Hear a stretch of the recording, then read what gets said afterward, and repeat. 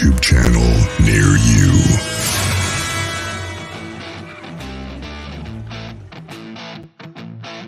Well, hello there. Hello. Oh, there it is. Yay. Well, hello there, Lulu, Roger Blair, Henry, Gene Hudson, Lorna, Chris. Oh, you got your little chocolate. Denise, Melinda Knox. Nice to see you there. Oh, everybody, welcome, welcome. Nice to see everybody starting to tune in. And Jennifer, how are you doing today? Good. How are you doing? Oh, wonderful, wonderful. So don't forget, ladies and gentlemen, if you actually have a case that you know about or have a code case you want us to look at, send it in to us, grizzlybigfoot@gmail.com, or send it to Jennifer, or send it into our station, and we'll take a look at it and probably review it and see if we want to put it in line to put it on the board. So, yeah, ain't that right, Jennifer? Absolutely. So, round of applause for everybody. Nice to see everybody. So, a little twisted. Welcome to the show. So, this is part 2 of Charles. Yeah. So, Jennifer has been doing a little Dick Tracy work. So, I'm very proud of her. Welcome, Melinda. So, yeah. So, what'd you, Cheyenne, welcome. Joyski, welcome. You sneaking in on us. And Janet, nice to see you. So, what'd you find out a little bit, didn't you? I know we can't say right now, but you found out some stuff, didn't you? I did. I sent you some stuff, and then I was social media trolling a bit to find out some more stuff, and I did find out a few other things. So, Interesting. It'll be very interesting. And I'll be honest with you, most of what I found out is still going to raise some eyebrows. Interesting. Welcome, Jessica Voiles. Nice to see you. All right, everybody. We will go ahead. Standing Stones, nice to see you as well. We'll go ahead and get started. And let's see here. I think Angela has been itching to come first. Angela, she's spelling. Come on down. Hi. Hi, Angela. Hello there. How are you doing there? Doing good. How are you? Wonderful. Wonderful. So, how are you doing? I see you still having computer problems, unfortunately. So It's just slow. For whatever reason, StreamYard cannot catch, for some reason my laptop cannot catch up with the stream for whatever reason. I'm sorry to hear that. So it'll catch up eventually. It just had to work itself out. But the impressions I get on this, the very first impression that I got is like there's a lot of pain in my forehead. So I felt like there was a tremendous impact to the forehead. Now this could be a shot. This could be a physical injury. To me, it most like I suspect perhaps gunshot. I got that, and I used runes in this case. So first I asked about his character a bit, and I got Ingwas. So Ingwas is father. The very first thing that hit me was father. Like first things first, he's dad. He's a father. He's a protective father. Nothing's more important than his kids or his child. And the next thing I have is that taken against his will. So I got which is a journey, usually the journey of two people, but I got it inverted, which means the journey was against his will. So I felt like that then he would have been taken against his will or kidnapped against his will, taken by mail. I kept seeing a truck.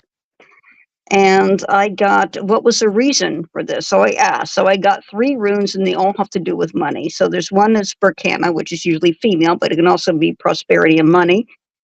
And I got Anzus as well. And then I got Yara, which is harvest. I felt like with that, I got the impression of some sort of impending inheritance or impending influx of money that he was expecting, like a big influx of money that was coming in, and then somebody else wanted it. And I asked where he was taken. I was just shown woods, and that he was deceased, that he refused to cooperate with the person who took him, and that there were at least 2 people involved. And I got that he was in the woods, but also underwater. And the people that felt like the people around him knew the people who did this to him knew him. Like he knew the people, they knew him. And I felt like they were related. I felt like it was like a family connection. And I got that that he was taken up it was taken on a long drive. It looks like on a paved road. So they didn't go off road. They went on a paved road, and it was more like farmland and parkland that he was taken to. And that's the bulk of my impressions, but the most very strong one is where he was taken was not very far from his home. It was probably within less than 20 miles. Interesting. Less than 20 miles. And then I felt like it was more easterly direction. And it was something that he was trying to protect his kids, and I got the core of the reason why he would not cooperate. He was afraid something would happen to his kids, so he was trying to protect them, and he was very defiant, and he ended up deceased. But I really felt like the cause of death was an injury right here to the forehead. Okay, thank you very much. Stand by. All right, and did we find out about his family? I did. Oh, you did. All right. Don't tell me. Don't tell me. All right. Stand by. Next up, Christopher is giving me hand signals behind. You tell me you want to go next? All right. Come on, Christopher. Okay. Yeah, he's back there giving hand signals like he's flying a plane or something. All right, Christopher.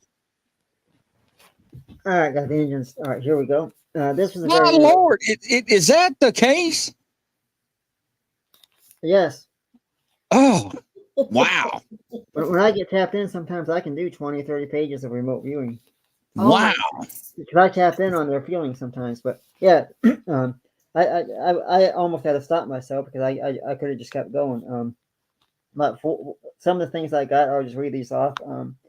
I got the first thing that came to my mind was this was near a play park or like a playground area. I felt like the person may have been missing and in or around Charles may have been missing in or around the park. I kept seeing like he drove a truck or a van, and that he was traveling alone at the time of his disappearance. Age-wise, I kept seeing maybe like late 40s, early 50s, maybe 51 at the most. And I kept picking up on like a motel. What do you call it? Motel 7s or 8s. Something to do with a motel. I don't know if he was like staying there at the time of his disappearance, or if he had visited there. I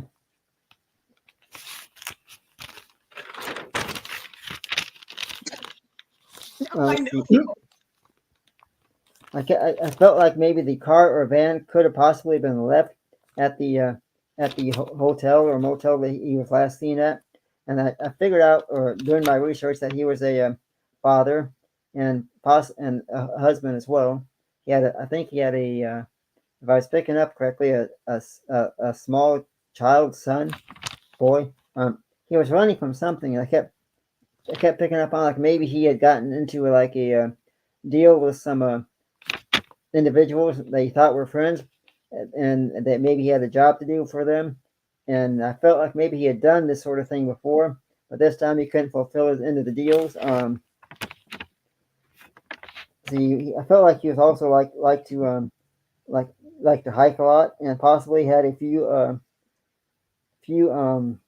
like maybe he was like a marathon runner, not marathon runner, but like a track runner, and that he'd won some awards. Let's see, what else was there.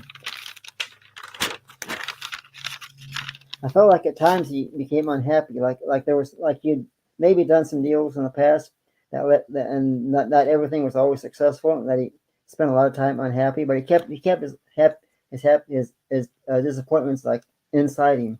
There again, I kept picking up on like maybe he made a deal with somebody involving a job that led to money, but he couldn't fulfill his end of the deals, and something went wrong because maybe they tracked him down because you didn't live up to your end of the deals.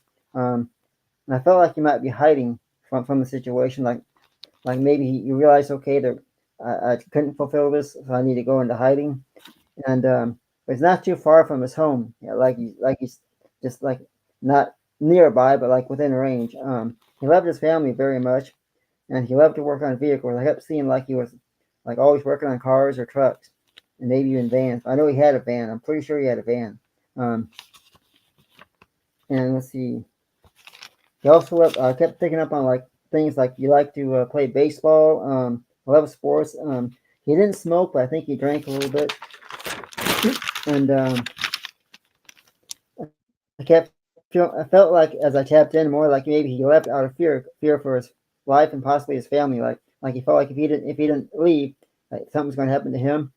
And I feel like maybe there are some people that do know where he's at, but they're keeping quiet for his safety.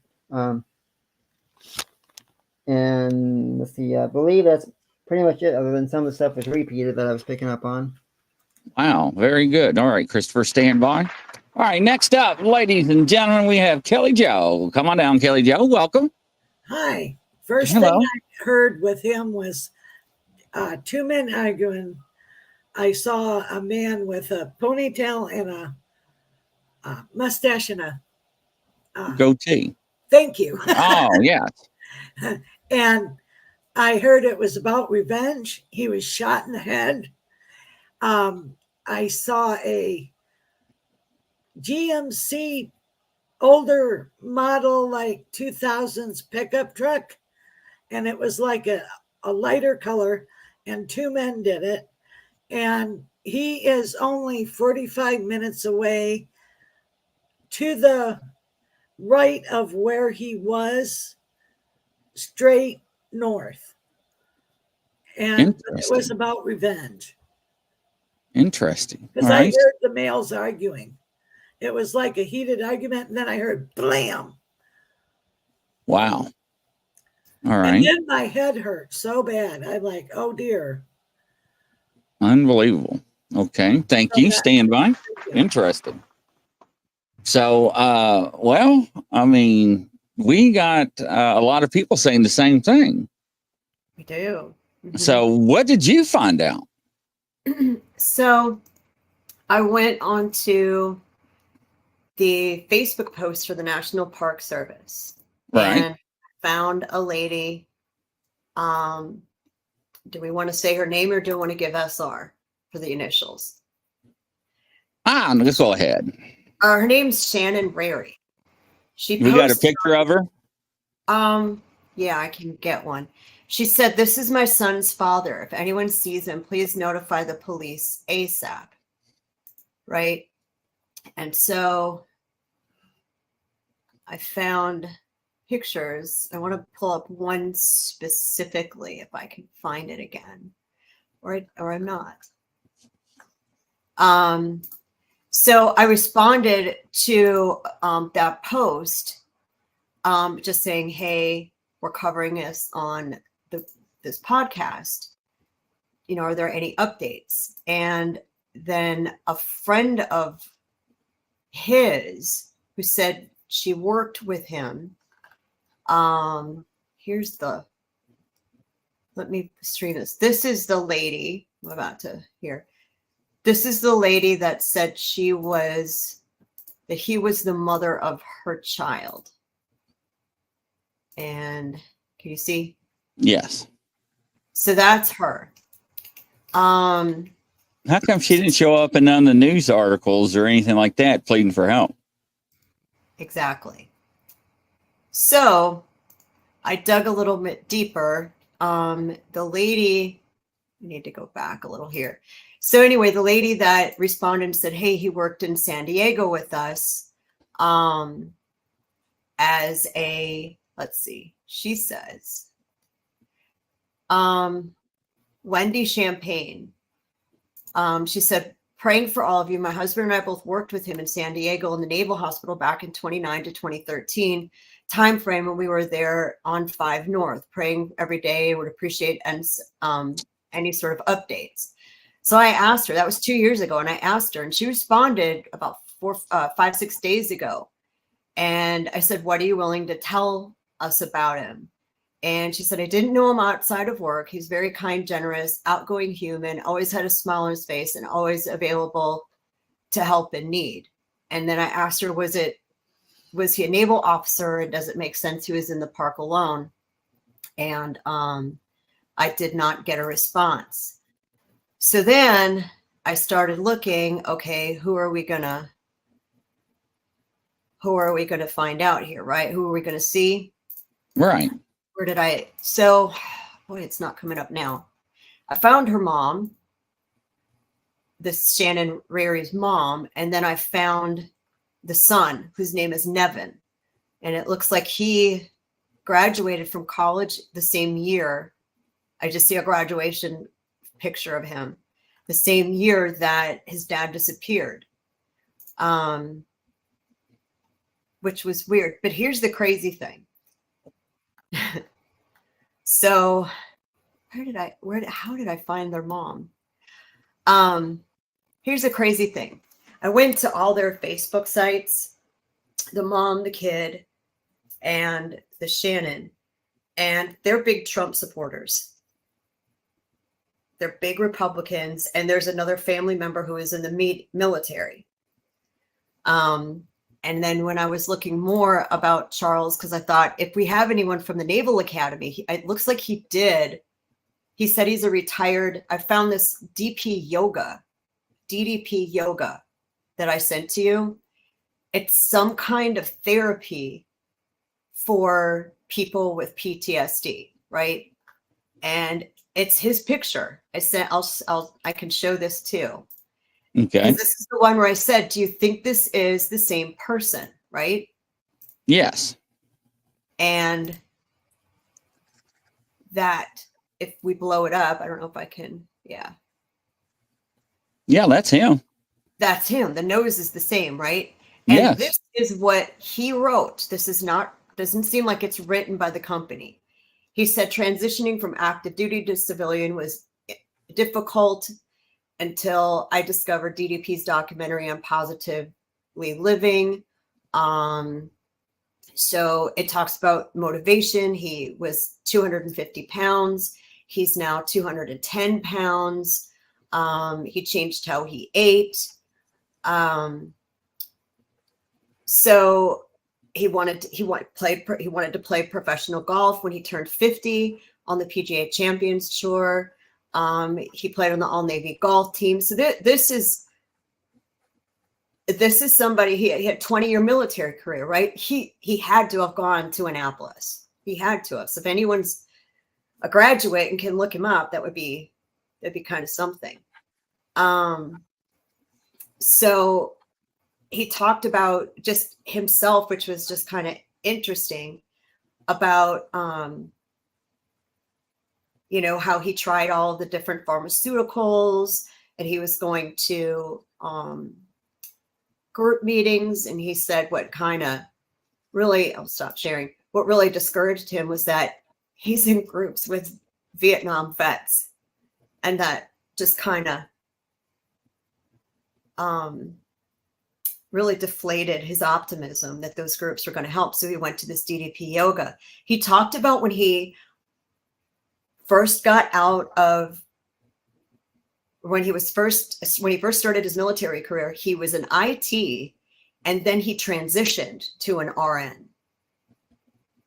And so this Wendy lady who was talking about him on Facebook, she's the one who said, I worked with him in San Diego. Now, he's originally from Tyler, Texas.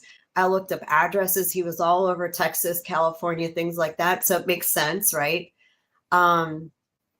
So, and that DDP yoga thing was written less than 3 years before he disappeared.